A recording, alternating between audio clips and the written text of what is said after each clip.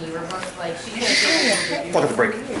All right, so if you look up here at the, I'm going to hand those back to you. Oh, I'm sorry. Don't you worry about it. Oh, sorry.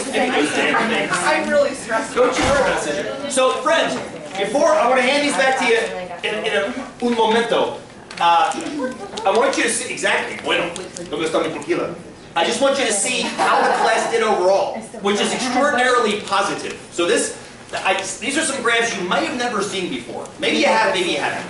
And some figures and some phrases you may have never seen before. Maybe you have, maybe you haven't. It's one of those things I like inundating Math 105 with, the idea of averaging and variation and things like that. We'll see it more in the next 5 weeks together. You want to start with that? But class average was a 75, which is like mid-C range.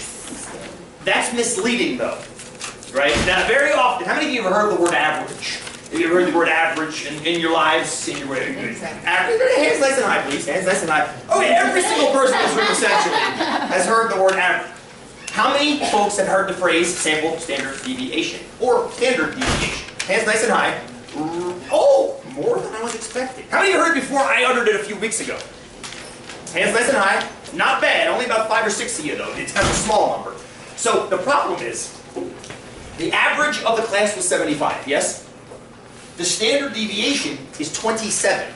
Now that might not have a whole lot of meaning to you, so let me explain it to you what it means. Say, Tammy? Do that again. I like the visual. on each side.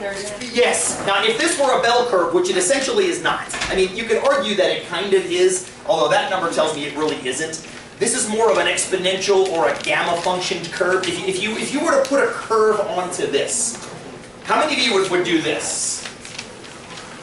I don't think you would. Where would the hump of the curve be? The hump of the curve would be where the hump of the data is. Now, what you're looking at here, this is called a histogram. Let me just give you a quick, easy 243 lesson on what you're looking at here. I had to use, the program I was using to do it was kind of annoying with the scaling. So, you have tick marks, like in your TI, every 10. So it's negative 10, 0, 10, 20, 30, 40, 50, 60, 70, 80, 90, and then 100 out here. So the spikes are every like 10-point increment range. 10-point increment range. There are a number of zeros on this exam. I can't explain them. They're just that people didn't show up for the exam, didn't turn it in. I don't know why, but there were 3 of them. And they're down here at this little dot. About this graph down here is called a box. I think it's a plate camera, sorry. So you can see what I got three different things to look at up here, and they're all kind of telling. So these are the zeros. I don't know what happened, but they happened. On average, the score was a 75. However, the median grade was an 85 and the modal grade was a 95. How many of you have heard the phrase median before? Hands nice and high. Almost all of you. How about the phrase mode before? Same people, even more. Good. Tell me the difference between an average, a median, and a mode. Because clearly there's a difference, yes? There's clearly a difference by 10 points in each. Very interesting data. Tell me, pick one of them. Tammy, pick one and tell me what it is. Average is all of them together and divided by however many there was. Okay, so the numerical way of calculating an average, as you've learned before, is taking all the points, adding them all together, and dividing by how many there were, and I forget how many there were in here. I'm going to guess 40-ish, somewhere in there, about 40 students in this class, or 40 exams got turned in. So what does it mean? 75, average 75. What does that mean? What is the meaning of an average? This is something nobody ever teaches anyone. And I know a bunch of you for who is this your very last math class ever? There's so many of you. Oh, not so many. Only about so happy. Wait, nice and high. I gotta get a good visual. Not many. Who's taking 243? Oh, good. You'll get this lecture a few times. What is an average? I'll just fill you in now. I'll plant the seed in your head. If every single person in here scored exactly the same, if you all got a 75, you would have accumulated the exact same number of points that you guys accumulated. Which means nobody got 100, even though somebody did. Nobody got a 0, even though 3 people did. Nobody got a 40, even though somebody did. Nobody got a 72. Nobody got an 85. Everybody gets a 75. This is what government constantly catches flack for. At least the idea that what government is doing is catching flack for. Taking all the resources and distributing them equally. That's what the government constantly gets flack for in the recent day anyway. The average is an idea of taking all those points, like Tammy said, adding them all up, and then assuming an equal share for every single person. So it ignores the fact that there's any variation at all. That's why I don't like looking at just averages for things like this. Because of, and Tammy went like this to describe variation, because of variation. If there was zero variation, you guys would all have 75s. But there was variation. So what's a median? What's a median? Go ahead, Tammy. Toby's up here. Tammy. So the median would be, you take the highest and the lowest and the number in the... Ish. Close. Yeah. It can be that. It doesn't have to be that. So if you look at this graph, you guys see this graph down here? I don't know if you can see it because it's a little bit low and I apologize for that. This is called a box and whisker plot. I love these freaking things. They're awesome. They're totally awesome. What they do is they let you find the median really quickly. The median is the middle score. If I was to take your exam papers and put them in a row from least to greatest or greatest to least, so there's about 40 exams in that, and I'm going to get these back to you in a second. About 40 exams in here. If I was to go to the 20 and 21st exams in line, look at those grades, those medians, those grades were an 85. Which means half the class did better than 85. And half the class did worse than 85. You see what I'm saying? That's why I like the median when you've got these highly skewed histograms like this. Because the average tends to look too far this way. It tends to look at these outliers and go, don't forget about them! I'm like, okay, maybe you can forget about those. I'm pretty sure that some of those zeros are students that are either going to drop the class soon or haven't or are on their way of doing it. Please, Faith, right? Yes. Yes. So if those three people had taken the test and there wasn't any zeros, then that average would be... The average would go up, the median would most likely stay the same unless they were over here. Right.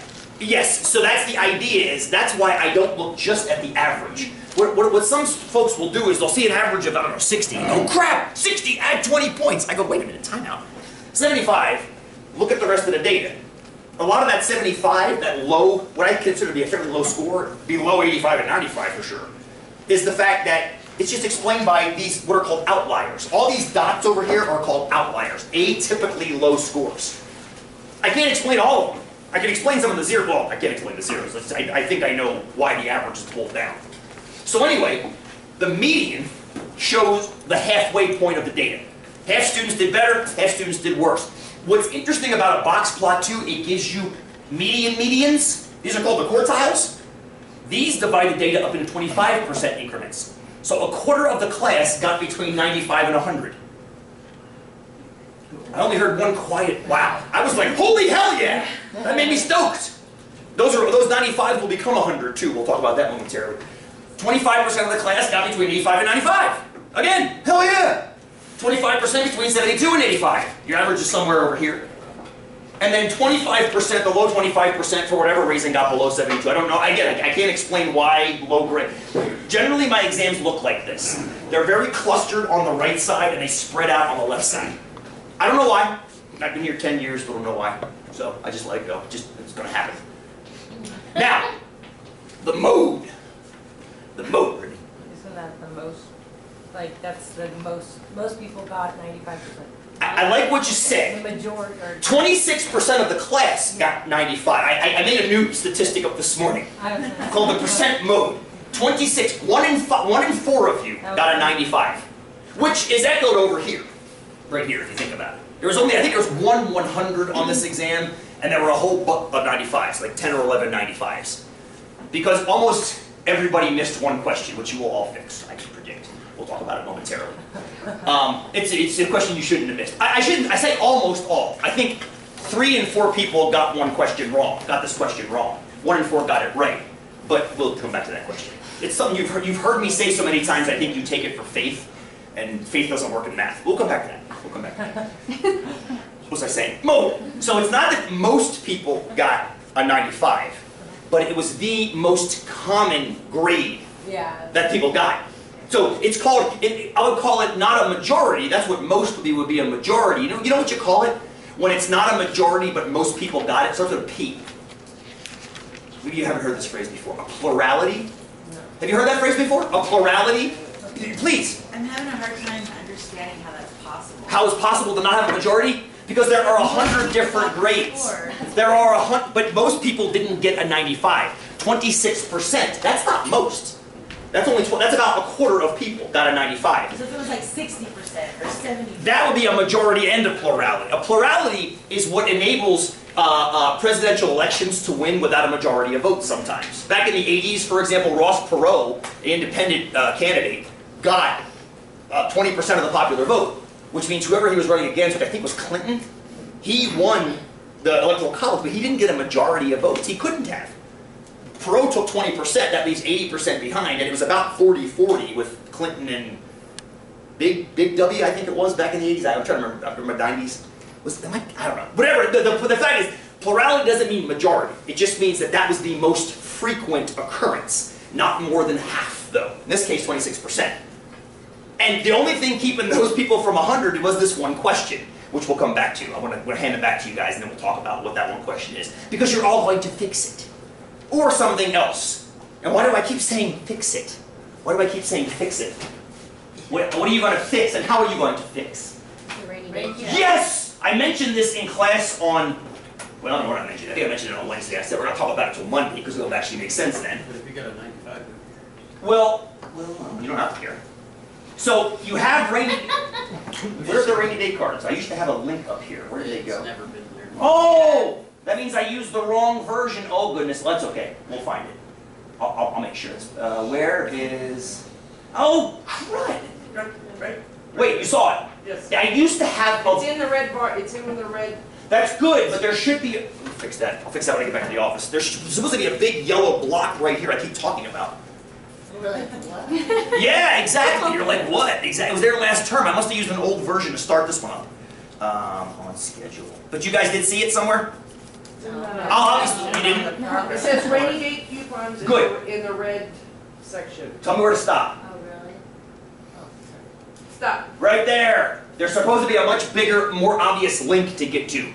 Thank you for noticing that. Good. There's supposed to be a big yellow link at the top. Thank you for seeing that. I'll fix it so there is a big yellow link. But there are three. I mentioned the project one. Nobody's had to use it yet.